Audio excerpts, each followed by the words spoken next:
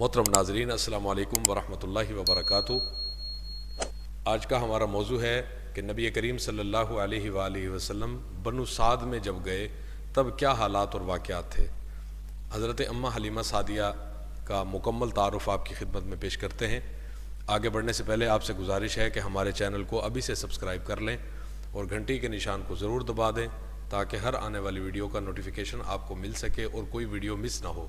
محترم ناظرین، عرب کے شہری باشندوں کا دستور تھا کہ وہ اپنے بچوں کو شہری امراض سے دور رکھنے کے لیے دودھ پلانے والی بدوی عورتوں کو کے حوالے کر دیا کرتے تھے تاکہ ان کے جسم طاقتور اور اعصاب مضبوط ہوں اور اپنے گہوارہ ہی سے خالص اور ٹھوس عربی زبان سیکھ لیں۔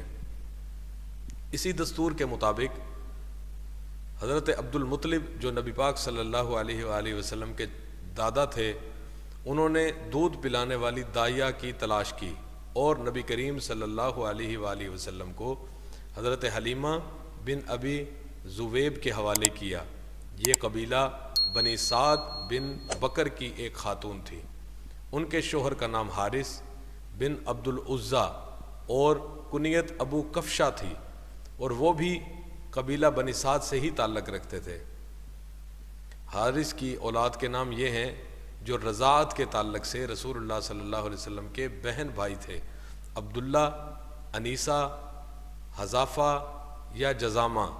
انہی کا لقب شیمہ تھا، یعنی یہ شیمہ جو مشہور ہے نبی پاک صلی اللہ علیہ وسلم کی بہن، یہ وہ ہے جزامہ، اور اسی نام سے وہ زیادہ مشہور ہوئیں۔ یہ رسول اللہ صلی اللہ علیہ وآلہ وسلم کو گود کھلایا کرتی تھی۔ ان کے علاوہ ابو سفیان بن حارث بن عبد المطلب جو رسول اللہ صلی اللہ علیہ وآلہ وسلم کے چچیرے بھائی تھے، وہ بھی حضرت حلیمہ کے واسطے سے آپ صلی اللہ علیہ وآلہ وسلم کے رضاعی بھائی تھے، اور آپ صلی اللہ علیہ وآلہ وسلم کے چچا حضرت حمزہ بن عبد المطلب بھی دودھ پلانے کے لیے بنو سعد کی ایک عورت کے حوالے کیے گئے تھے، یعنی جس قبیلے کی عورت حضرت اماں حلیمہ سعدیہ تھی اسی قبیلے کی ہی ایک عورت کے حوالے کیے گئے تھے۔ محترم ناظرین، اسی طرح آگے چلتے ہیں کہ اس عورت نے بھی ایک دن جب رسول اللہ صلی اللہ علیہ وآلہ وسلم حضرت حلیمہ کے پاس تھے، آپ صلی اللہ علیہ وآلہ وسلم کو ایک دن دودھ پلا دیا۔ اس طرح آپ صلی اللہ علیہ وآلہ وسلم اور حضرت حمزہ رضی اللہ تعالیٰ عنہ دوہرے رضاعی بھائی ہو گئے، ایک صوبیہ کے تعلق سے، یعنی جو پچھلی ویڈیو میں ہم بتا چکے ہیں، اور دوسرے بنو سعد کی اس عورت کے تعلق سے۔ محترم ناظرین، یہ تھی ہماری آج کی ویڈیو۔ امید کرتے ہیں آپ کو ہماری ویڈیو پسند آئی ہوگی۔ ویڈیو کو لائک کر دیں، چینل کو سبسکرائب کر دیں اور گھنٹی کے نشان کو ضرور دبا دیں تاکہ ہر آنے والی نئی ویڈیو کا نوٹیفیکیشن آپ کو مل سکے۔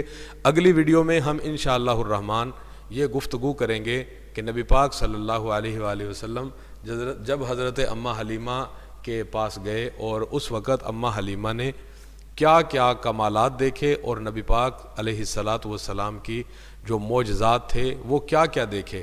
ایسے معجزات کہ اماں حلیمہ ہر معجزے کو دیکھ کر حیران ہوا کرتی تھی، اور جو بنو سعد کی دوسری دائیاں ہوا کرتی تھی وہ نبی پاک صلی اللہ علیہ وآلہ وسلم کو اماں حلیمہ کے پاس دیکھ کر رشک کیا کرتی تھی کہ کاش یہ بچہ، یہ اتنا برکتوں والا اور رحمتوں والا بچہ نبی پاک صلی اللہ علیہ وسلم وہ ہمیں مل جاتا۔ یہ ان کی خواہش ہوا کرتی تھی۔ انشاءاللہ اس موضوع پہ اگلی ویڈیو میں ہم ضرور ڈسکس کریں گے، اور انشاءاللہ بہت جلد ملیں گے ایک نئی ویڈیو کے ساتھ، ایک نئے موضوع کے ساتھ۔ تب تک کے لیے اپنے بھائی کو اجازت دیجیے۔ اللہ حافظ۔ السلام علیکم ورحمۃ اللہ وبرکاتہ۔